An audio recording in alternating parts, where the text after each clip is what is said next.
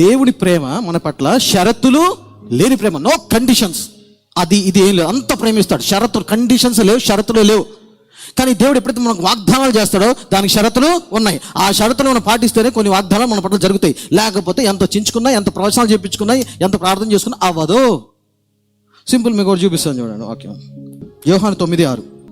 ఆయన అంటే యేసు ప్రభు వారు ఒక గుడ్డివాడికి ఇలా చేశారంట. ఆయన ఇట్లు చెప్పి నేల మీద ఉమ్ము వేసి, యేసు ప్రభు నేల మీద ఉమ్ము వేసి ఆ మట్టి తీసుకొని కన్నుల మీద ఆ బురద పూసి, ఓకే, కన్నుల మీద బురద రాసి, నెక్స్ట్ ప్లీజ్, నీవు సిలోయము కోనేటికి వెళ్ళి అందులో కడుగు కొనుమని చెప్పెను. సిలోయమును మాటకు పంపబడిన వాడిని అర్థము. వాడు వెళ్ళి కడుగుకొని చూపు గలవాడై వచ్చెను. ఇక్కడ చూద్దాం. యేసు ప్రభు మట్టి చేసి, ఉమ్ము వేసి మట్టి చేసి ఆయన కళ్ళ మీద పెట్టాడు. పెట్టే ఉన్నాడంటే వెళ్ళి ఆ పలానా దానికి వెళ్ళి కడుక్కోమన్నాడు. ఇతను అనుకున్నాడు, ప్రభా అందరిలాగా నాకు కళ్ళు తెప్పించొచ్చుకా, నువ్వు ఇట్లా అంటే వచ్చేస్తాయి, నువ్వు చెయ్యేస్తే వచ్చేస్తాయి, మాట పలికితే వచ్చేస్తాయి. ఒక ఆయన అంటాడు చూడండి, సేనాధిపతి, నువ్వు మా ఇంటికి కూడా రావక్కర్లేదు యేసయ్యా, నువ్వు మాట సెలవు మాకు అక్కడ కార్యం అయిపోద్ది అంటాడు. ఇప్పుడు ఈ గుడ్డోడు కూడా ఏదో సాక్షి అని, మరే వాళ్ళకి అట్ట చేసావు కదా, నాకు అట్ట చేయి అని అనుకుని చెప్పింది చేయకుండా యేసు ప్రభు పెట్టాడు, మట్టి అంతా పెట్టాడు. ఈయన అలా ఫీల్ అయ్యి వెళ్ళి కడుక్కోలే, కళ్ళు వచ్చాయా రావు. అంటే దేవుడు ఒక వాగ్దానం చేస్తున్నాడు, నీ కళ్ళు వస్తాయి వెళ్ళి కడుక్కో అంటాడు. అంటే దానికి షరతు ఉంది, అంటే చెప్పింది చెయ్యాలి. అందుకే నేను ఇలా అనుకున్నా అలా అనుకున్నా, అలాగే ఏలియాను కూడా పోషించాడు దేవుడు. పలానా వాగు దగ్గరికి వెళ్ళు అన్నాడు. అంటే ఇక్కడ కూర్చుని నేను ప్రార్థన చేస్తా అంటే జరిగేది కాదు. దేవుడు మనకి కొన్ని వాగ్దానాలు చేస్తాడు. అలాగే మీరు కూడా అండి, ఇక్కడ ఇప్పుడు కొందరు ఇక్కడ ప్రార్థన చేసి ప్రవచనాలు చెప్తున్నారు మీకు ఇలా ఇలా అని. దానికి మీరు సహకరిస్తేనే మీ ఇంట్లో జరుగుతాయి కొన్ని కార్యాలు, లేకపోతే అవి జరగవు.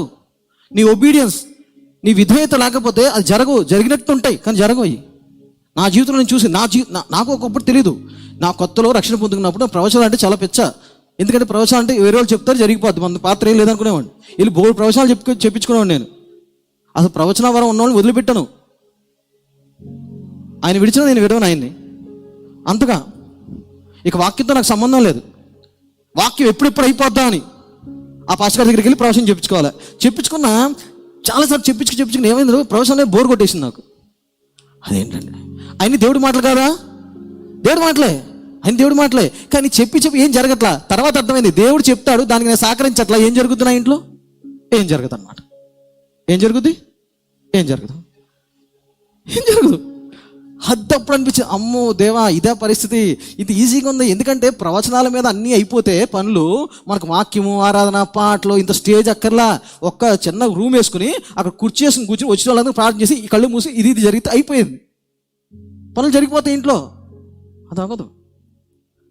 అందుకని దేవుడి ప్రేమ షరతులు లేని ప్రేమ. కానీ దేవుడికైనా వాగ్దానం చేశాడంటే అది షరతులతో కూడిన వాగ్దానం. అది అర్థం చేసుకోవాలి. అందుకని దేవుడు చెప్పింది చేసినప్పుడు ఆ గుడ్డోడికి వచ్చింది చూపు. లేకపోతే నేను ఎలా అనుకున్నా అలా అనుకున్నా ఇది అనుకున్నా అంటే అది రాదు. అందుకనే షరతులు లేని ప్రేమ దేవుడిది, కానీ షరతుతో కూడిన వాగ్దానము దేవుడిది.